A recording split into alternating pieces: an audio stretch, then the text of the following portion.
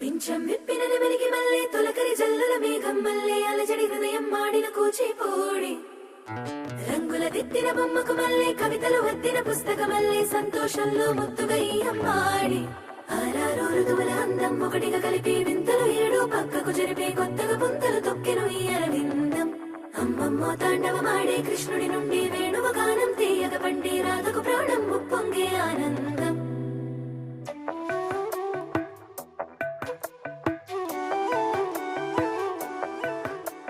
మధురము కదా ప్రతొక నడక నీతో కలిసేలా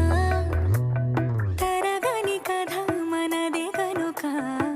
మనసు మురిసినిలా ఒసురే